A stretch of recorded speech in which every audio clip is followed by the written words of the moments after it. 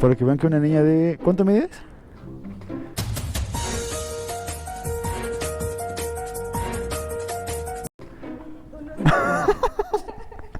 De 1.50 puede mover una moto de 200 kilos. Esa es pura maña.